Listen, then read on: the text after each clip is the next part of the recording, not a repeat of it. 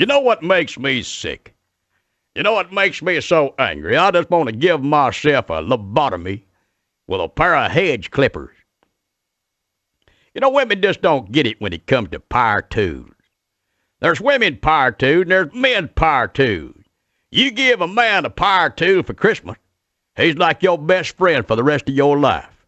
You give a woman a power tool, maybe a mixer, a can opener, a iron, or a washing machine, she'll give you the evil eye for a week, won't talk to you for a month. Which, if your plant shuts down for a couple of weeks, ain't a bad deal. But the point I got here is, I done a little Christmas shopping for myself. Yeah, been salting away a little cash. There's a hint, fellers. Never tell your old lady you gonna buy a new power tool.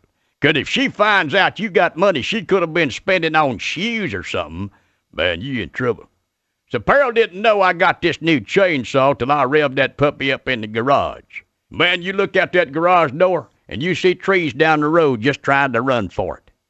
Well, Pearl come flying in there pitching a hissy fit, got her panties all wadded up. Here's a hint, women, never go flying off a handle at your old man while he's got a chainsaw in his hand. I mean, how stupid is that? What I could hear, she was saying something like, I already had a perfectly good chainsaw.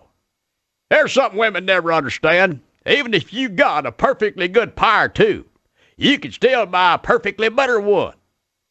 She won't know what I am going to do with the new chainsaw. I said, I'm going to cut firewood.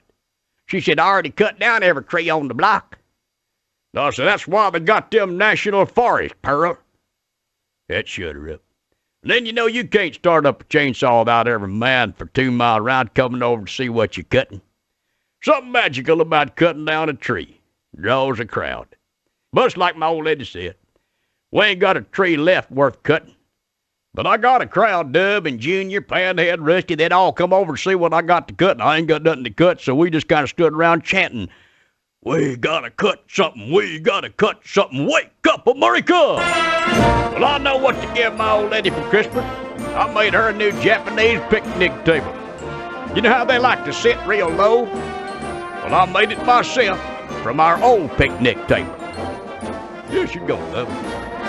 I'm Earl Pitts. You can catch me on the web at earlpitts.com. Pitts off.